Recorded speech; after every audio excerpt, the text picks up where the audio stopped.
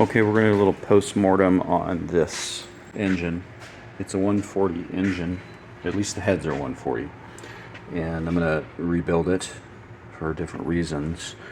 It does not look, this is not smooth to the touch. It's scored. It's also scored. That's probably the worst. That's the worst one, but all of them are scored, so that does not appear to be a remanufactured or redone, remachined crankshaft. It is a late model 8409 crankshaft. It's a 110 case. The harmonic balancer rubber looks good, so that's reusable. Let's look over. Nothing much to see on the heads. They look like they're just used heads, used 140 heads. As you can see, they're pretty clean. The problem here lies in the big problems lie in the cylinders and pistons. They could have been new forged pistons, perhaps, but this engine supposedly only has like less than 100 miles, so they're pretty damaged. Let's see if you can see it there. The skirts are pretty damaged, more damaged than wear, but it seems like maybe they're newish, but not new. They say 60 over, and it does fit, snugly inside of the cylinders. So let's move to the cylinders.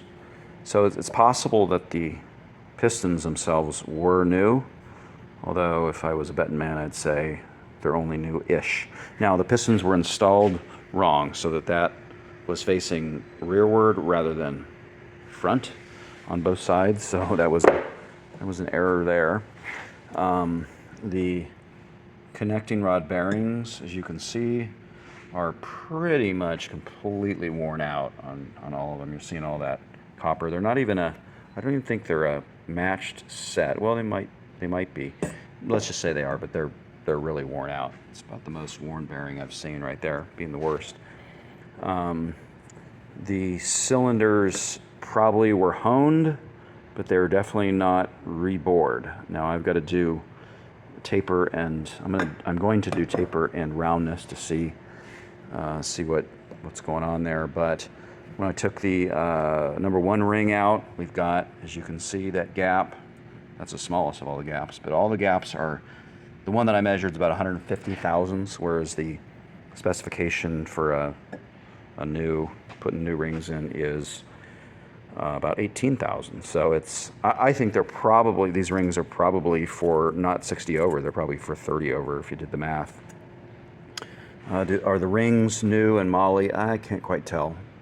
They don't look it, but anyway, they're the wrong size. Either they're 100% worn. I don't even think they can wear that much. I think they're just the wrong size rings.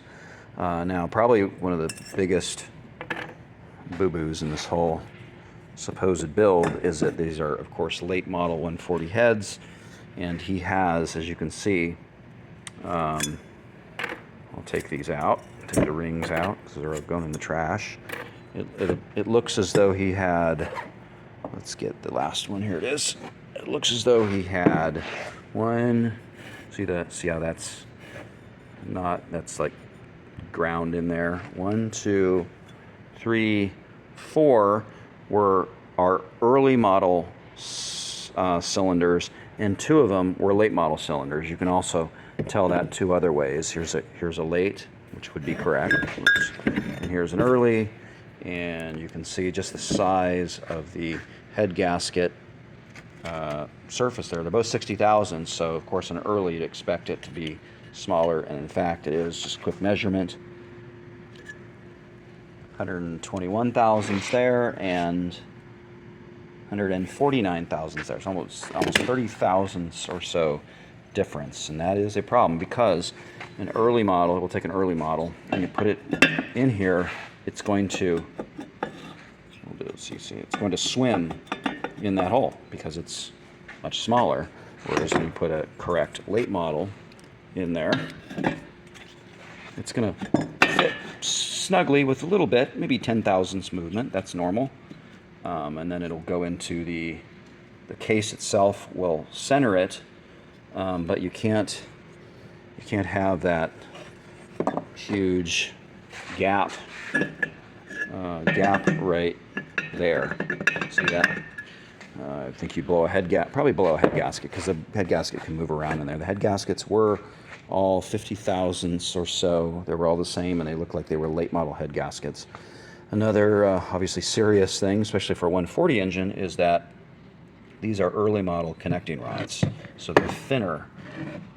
They're thinner right here. So early model is like a point, about 7/10 of an inch right here, the thickness.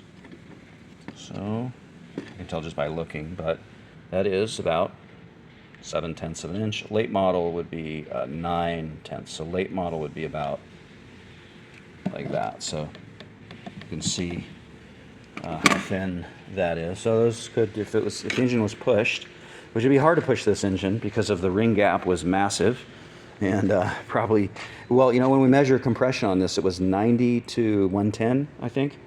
It was down there around 100. Completely makes sense. With really the ring gap is probably what was killing the compression. I haven't tried to check the seating of the valves, but 110 is completely explainable by a ring gap of 150 thousandths. So this supposed top end rebuild, which was done only 100 miles ago, was what we would call a technical term called a dumpster fire.